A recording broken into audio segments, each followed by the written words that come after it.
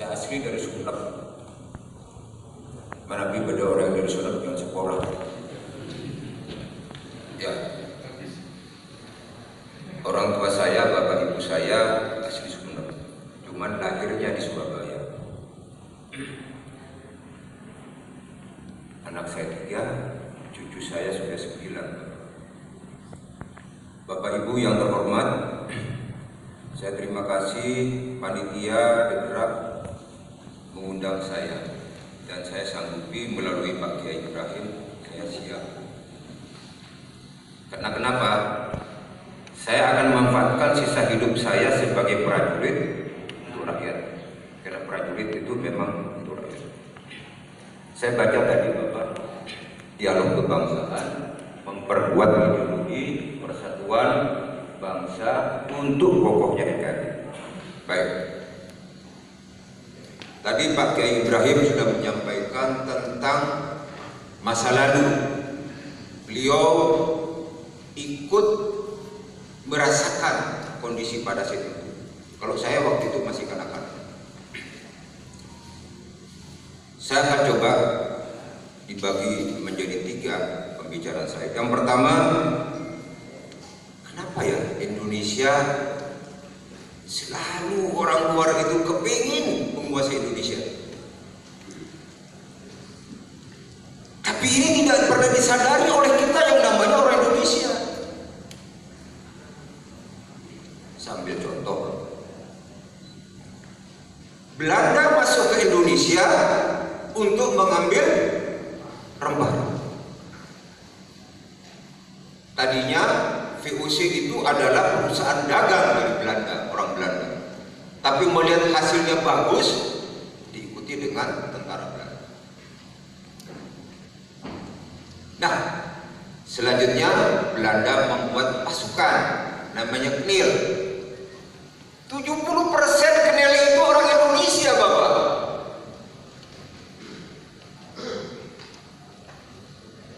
Nah, yang dimusuhi siapa? Ya rakyatnya sendiri, saudaranya sendiri. Harusnya kita mensyukuri nikmat Allah. Kita dilahirkan di bumi yang kaya raya. Semua ada di sini, Pak. Untuk bapak-bapak yang suka keluar negeri begitu, alhamdulillah saya kadang-kadang berjalan-jalan. Paling enak, Pak, alamnya Indonesia. Paling enak, Pak, hubungan manusia dengan manusia di Indonesia. Contoh, saya masuk rumah makan ngajak temen, kalau nggak saya dia yang bayarin. Kalau di luar, ya kamu bayar sendiri, makan sendiri. Rasa persaudaraan itu di sini yang lebih baik. Nanam Bapak, apa? Ditanam singkong yang keluar jadi buah nanti, Pak. Katanya sekarang ada obat herbal. Saya tanya teman saya yang belajar herbal ke Cina, Pak, obat herbal itu bahannya paling lengkap di Indonesia dibandingkan obat Cina sendiri. Ini harus sadar. Berterima kasihlah kita kepada Allah bahwa kita dilahirkan di bumi yang kaya raya. Allah sampaikan, la in syakartum la azidannakum wa la in syakartum inna adzabi lasyadid. Jadi kalau kita terima kasih, Allah akan tidak diajar keluar. Kenapa saya sampaikan sekarang? Mari kita pelajari apa yang terjadi sekarang. Nah, kenapa saya bercerita tentang keadaan di Indonesia ini? Sampai detik ini pun semua negara kepingin menguasai Indonesia. Seperti gadis cantik yang sudah bermata, bercantik-cantik, semua pengen lamar. Apa Bapak? Orang mau bikin bom, mau bikin uranium, ada di Indonesia berapa banyak? Minyak banyak Bapak di Indonesia, gas banyak. Kalau harganya mahal ya kita tahu, saya bukan saya yang bagus. Itu.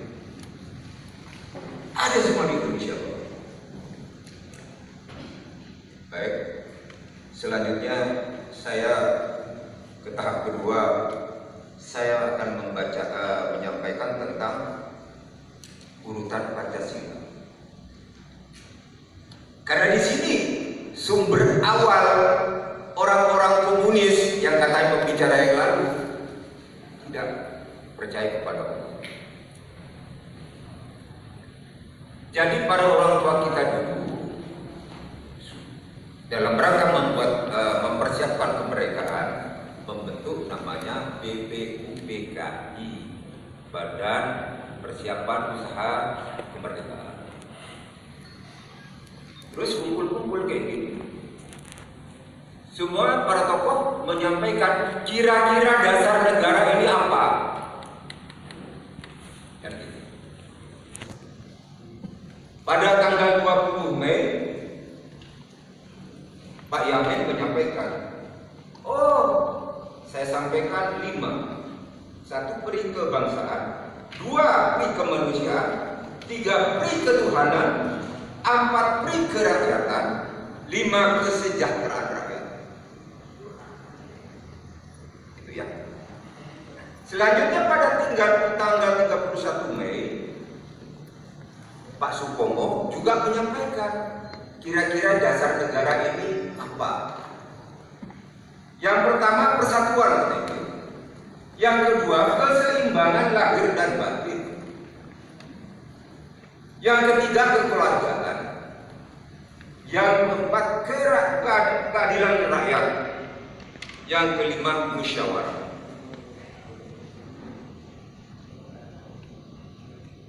Selanjutnya tanggal 1 Juni Bung Karno juga menyampaikan tentang dasar tadi. 1. Kebangsaan Indonesia. 2. Internasionalisme atau pri kemanusiaan.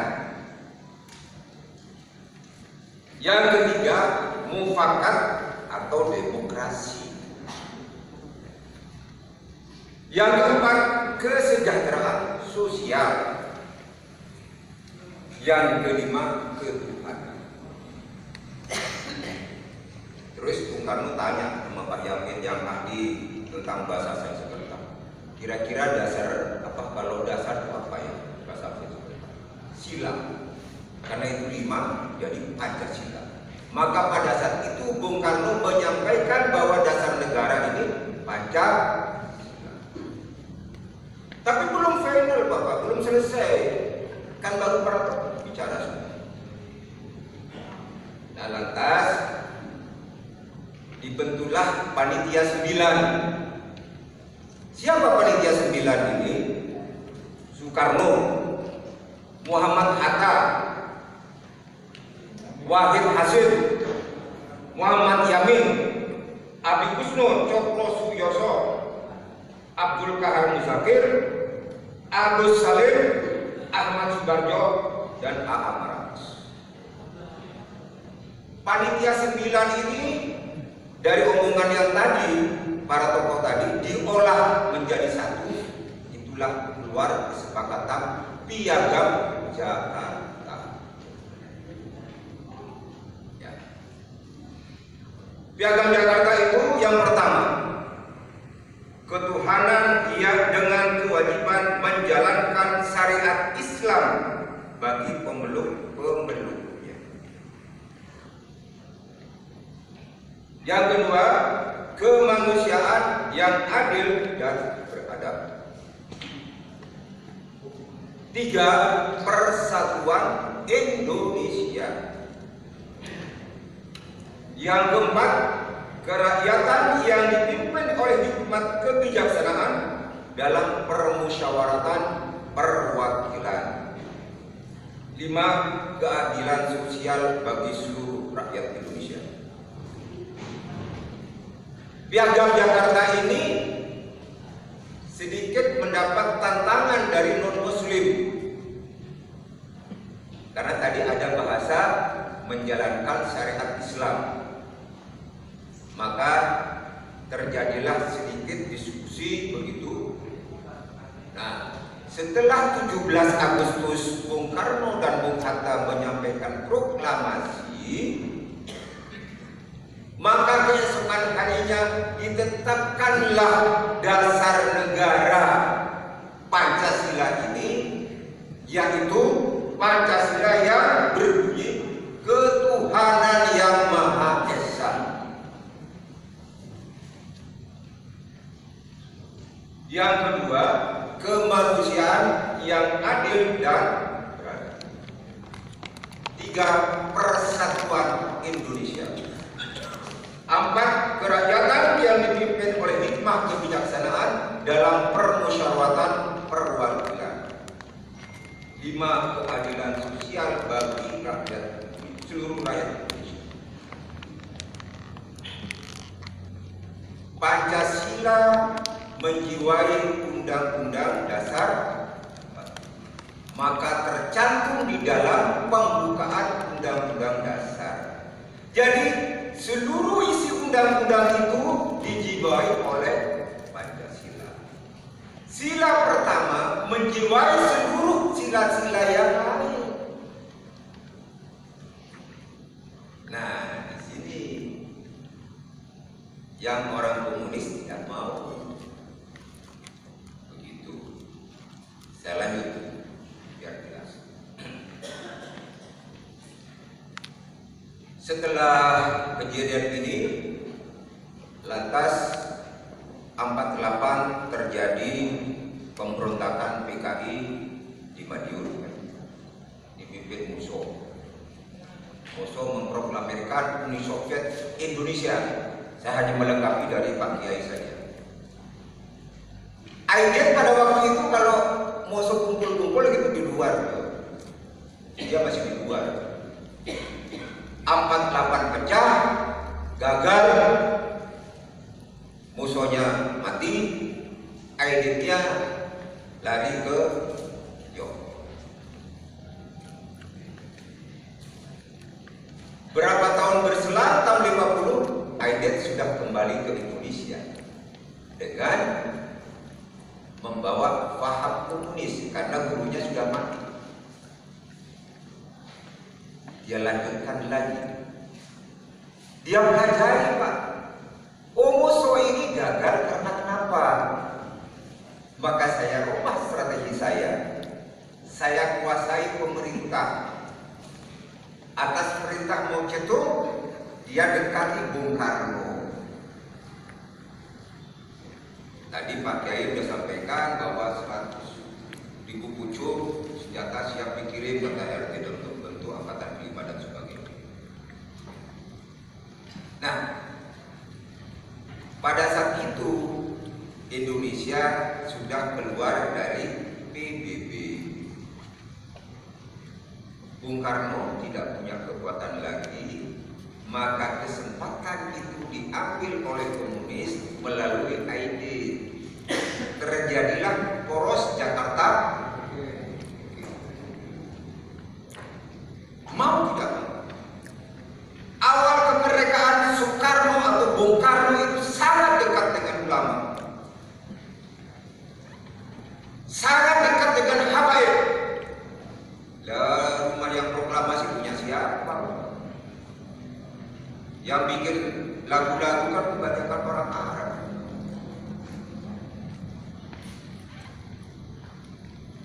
Nah, pada saat itu para tokoh Islam sudah lama berjuang, Pak. Pertama, Syarikat Dagang Islam. Tapi karena dagang itu nggak bisa untuk berpolitik, maka dirubah menjadi Syariat Islam. Jadi kalau kita yang Islam sekarang, maaf itu yang agama lain, terus sekarang diam-diam atau pindah lagi ke tempat lain, saya tak tahu. Ya rasanya kita agak malu. Kita tinggal menikmati kemerdekaan. Nah,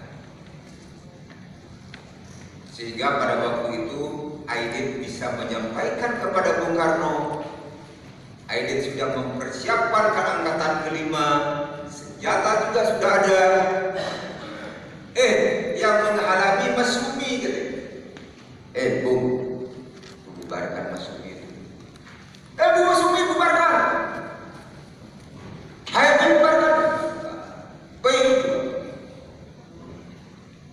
Karena Bung Karno sudah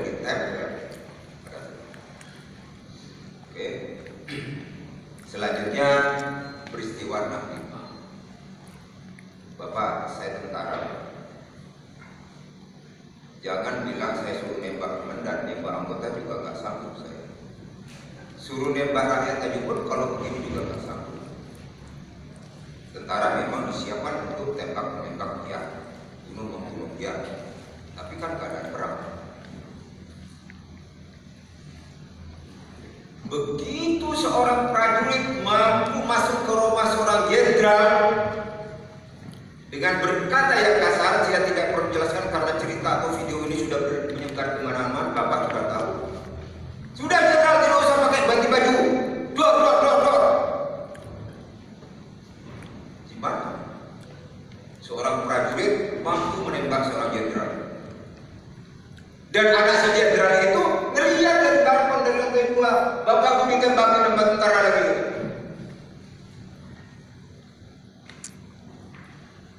Inilah kemampuan dari komunis pada saat itu menyusup ke seluruh sektor kehidupan berbangsa dan bernegara, termasuk kepada TNI, termasuk kepada Cakrawirawa. Nah sekarang itu terbalik, bukan itu ribut antara TNI saja itu, bukan. Kenapa Soeharto kok nggak dibunuh juga katanya? Itu kerjaan Soeharto.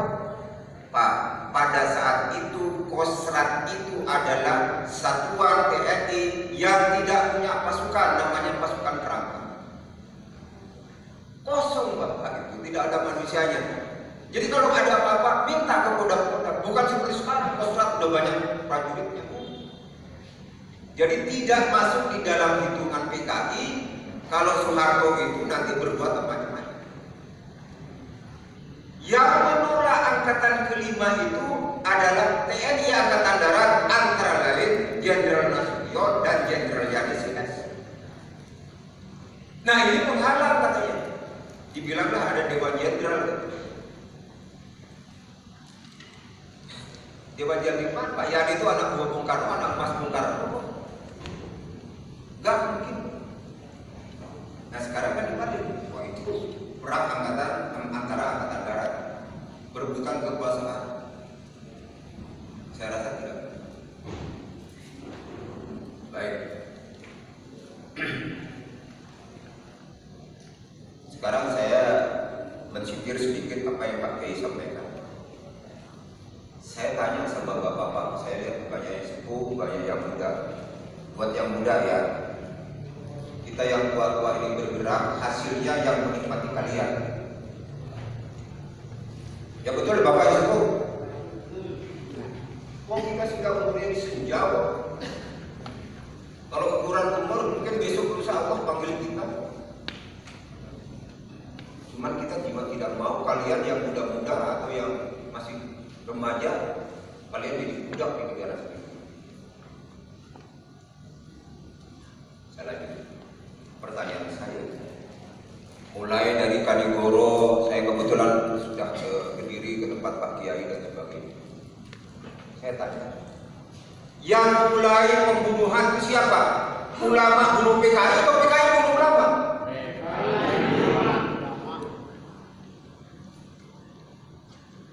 Sekarang juga ada kiai yang datengin orang non-muslim bunuh atau ketok kepalanya orang, atau kiai atau ulama, ustaz, imam yang diketok kepalanya.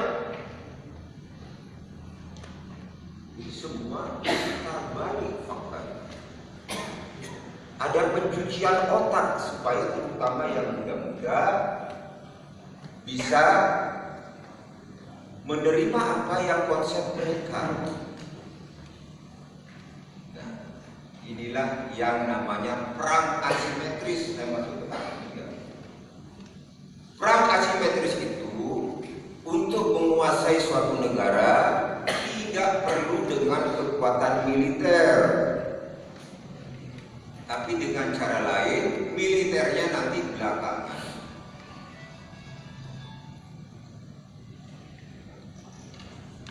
Program yang sekarang ramai KGB komunis gaya baru itu sudah fotokopian dari Tiongkok.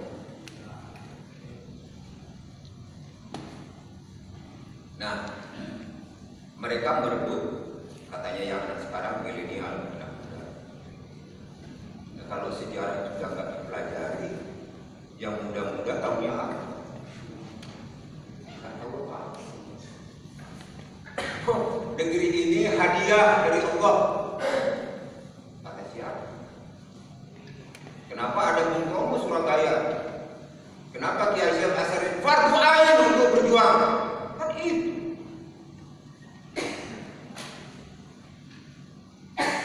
Nah, memang sasarannya sekarang anak muda untuk ke depan, pelajaran sejarah dihapus, agama dihapus, secara bertahap pelan-pelan tanpa terasa kita sudah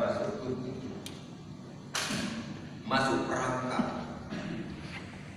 Ya kita jangan samakan dengan negara lain, tetangga kita yang dapatnya negara, mimpi negara dengan curang begitu. Jadi pelajaran sejarah memang tidak ada, saya nggak sebutin negaranya. Kita enggak, kita hebat berdarah-darah orang tua kita. Nah kita sekarang menikmati saja, gak sanggup meliharanya. Maaf yang di luar agama Islam. Oh sekarang kadang-kadang di TV kita sendiri malu dari TV. Kiai sama kiai, gitu. Akidah dijual sana sini, yang penting aku bisa duduk, bisa aku dapat duit. Nah, apa sih sasaran kepada milenial? Sejarahnya dibuang, agamanya dibuang, begitu ya. Memang harus dijauhkan dari agama. Agama itu batas manusia untuk berbuat baik dan berbuat. Kalau dia dari kecil agamanya cukup baik, maka begitu akan tergelincir, aku mau masuk jurang, keluar. Tapi kalau dari kecil agamanya juga tidak ada, bablas lagi.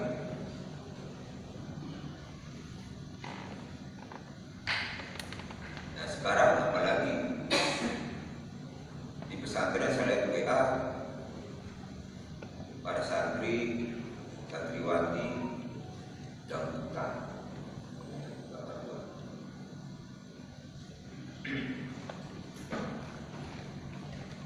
Yang ditakutkan saya bilang tadi oleh kelompok komunis ini adalah sila yang pertama, ketuhanan yang Maha Esa.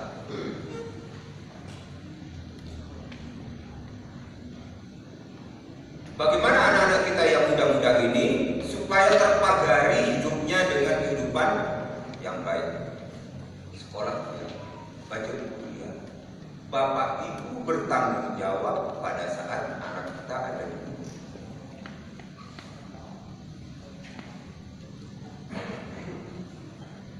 Sekarang lagi tren Pak, baju kaosnya lambangnya Palu Arit. Sengaja Pak. Oh bukan itu, bukan komunis. Itu tren sekarang. Nah kadang-kadang kalau saya lihat video, lihat TV dan sebagainya, yang pakai baju lambang PKI begitu deh. Nggak tahu Pak, saya suka aja. Secara bertahap itu sudah dicuci otak kita untuk cinta kepada Allah. Karena menurut mereka lambang Palu Arit itu belum tentu komunis dan komunis belum tentu PKI. Jadi semua diputar-putar jadi orang pusing Pak.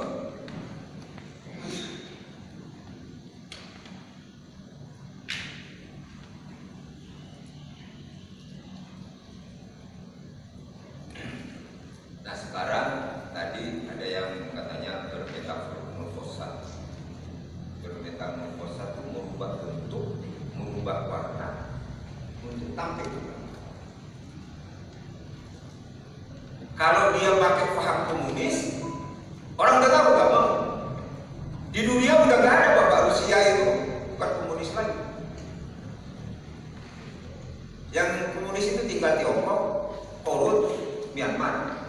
Kalau yang lain negara jajahan karena ekonomi. Jadi bagaimana dia supaya bisa diterima? Nah, dia pakai baju yang sekarang liberal. bebas dan sebagainya dan sebagainya. Saya 2002 masuk ke negeri Cina, itu ke Tiongkok. Ya anak muda udah agak bebas.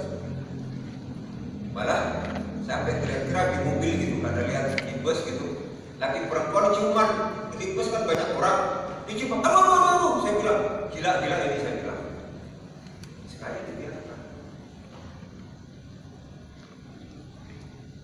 Jadi dia mencoba merubah bentuk agar orang atau bangsa lain mau menerima.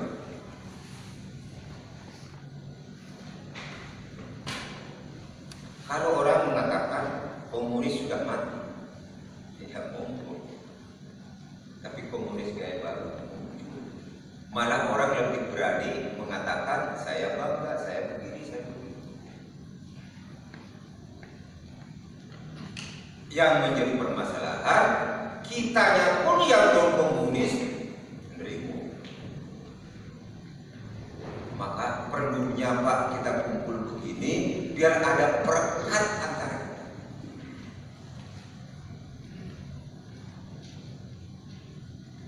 Tadi saya bilang bahwa komunis gaya baru ini menggunakan namanya asimetris. Yang diserang apa itu? Pikiran orang. Supaya dia tidak percaya Tuhan, tidak ini, dan sebagainya. Yang kedua,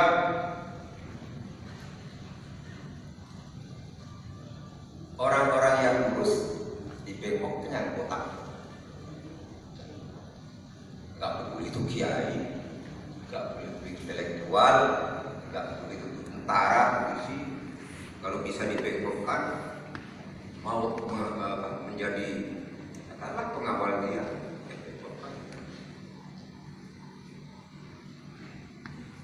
Terus kejadian ini dipelintir Bapak, yang benar jadi salah, yang salah jadi benar. Maka saya bilang kalau mau jujur, yang menutup kepalanya imam itu siapa? Yang masuk ke masjid itu bawa anjing, bawa pakai sepatu itu siapa? Apa ada orang Islam juga masuk ke dalam? Kenapa yang dimusuhi semua karena Islam dulu? Karena orang Islam mayoritas di bumi ini dan paling tidak suka terhadap kelompok komunis. Saya tidak tahu agama lain, saya tidak mau menyinggung agama lain, tapi yang pasti dia lebih suka menyerang agama Islam. Dia hasut lagi para tokoh agama, ustaz, kiai, jadi jualan kita. Yang benar jadi salah, yang salah jadi benar. Saya tidak mau jelaskan karena Bapak lihat di TV, lihat di HP sudah pada tahu semua. Sekarang sudah ada rahasia lagi. Tidak ada rahasia lagi di bumi kita ini. Semua terbuka kok. Siapa Said? Gak bisa. Bapak buka Google terbuka semuanya.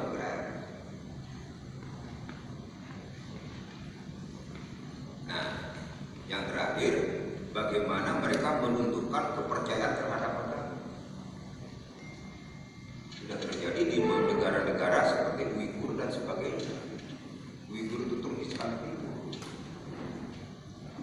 Maka badannya kan mukanya sama, tidak sama dengan orang Cina.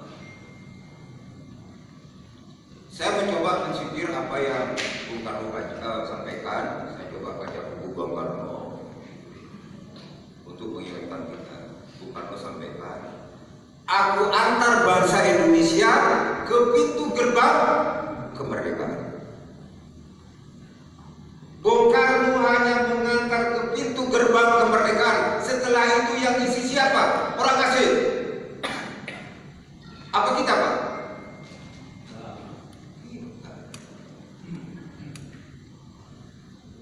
Baca buku Bung Karno. Jangan ikuti yang kurangnya, tapi positifnya banyak.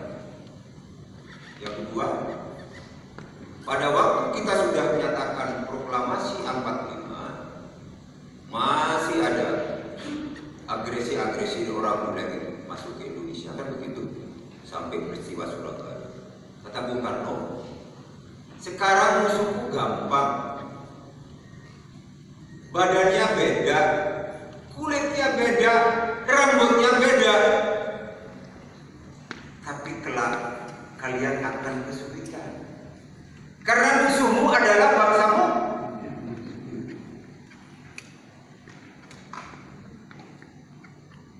Ayo, mau negara manapun masih Indonesia tanpa orang Indonesia yang mengantarkan, bisa apa tidak? Makanya waktunya sekarang yang mengatakan dirinya orang Indonesia, rapatkan barisan, pelihara NKRI. Nah kalau kita terus ada tetangga gitu Bapak. Saya mengingatkan satu lagi sebelum saya cerita kemarin sama Pak Said gua di Konten. Pak Said bisa nggak begini Pak Said? Pak Said punya rumah tapi sederhana, terus lebih luas. Pak Said, saya bangunin ya rumah ya? Oh iya. Yang dibangunin rumah. Tanpa pikir namanya Said mengatakan ini. Tak bangun sama saya 2 tingkat. Kan gitu. Udah bangun 2 tingkat, kalau Pak Said rumahnya apik, tapi kalau mobilnya, saya kasih mobil ya, saya kasih Alphard, tambah kelengkar Pak Said, mabuk Pak Said, gak mikir nanti bayarnya pakai apa. Jatuh tempo saya ngomong Pak Said, Pak Said, uang saya berapa dipakai Pak Said? Bayar. Oh nggak punya uang Bapak, mari kita itu. Berarti uang saya lebih. Kalau Pak Said keluar. Mau kita begitu Pak? Ya. Sadar sebelum kita masuk ke jurang. Inilah potret bangsa Indonesia pada hari ini, pada saat ini. Bapak tidak akan bisa bertani lagi Bapak. Bapak hanya jadi pekerja nanti. Semua punya orang. Kebanggaan semua. Mari kita jangan terlambat. Rapatkan barisan. Yang yang Islam merapatkan barisan, yang non-Islam juga rapatkan barisan, yang merasa dirinya bangsa Indonesia. Jangan sampai seperti orang, iya benar saya lahir di Indonesia, hidup di Indonesia, cari di Indonesia, tapi saya bukan bangsa Indonesia. Kan bukan begitu Bapak.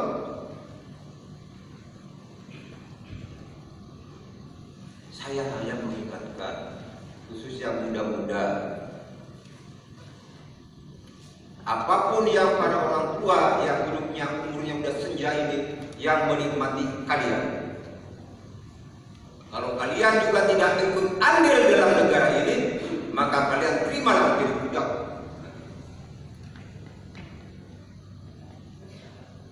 Sudah Bapak, kalau sudah komunis semua diatur dari atas. Sekarang tadi menyampaikan HIP, BPP. Ya saya kebetulan Jakarta karena saya kadang-kadang Jakarta Bandung. Pancasila itu yang menjadi dasar negara 18 Agustus. Yang sila pertama ketuhanan yang maha pegang itu yang jelas. Itu kesepakatan nasional, kesepakatan bangsa. Udah final, nggak usah dirubah-rubah lagi. Saya bilang menjiwai Undang-Undang 45. Kata Bung Karno lagi, Undang-Undang Dasar ini kami buat dalam waktu yang sangat singkat. Kelak kemudian hari kalian sempurnakan, bukan dirubah. Yang sekarang 2002 ini berubah. Harus jelas Bapak Ibu. Perlu disempurnakan. Nah, nanti penyempurnanya itu tidak merubah di pasal-pasal tadi,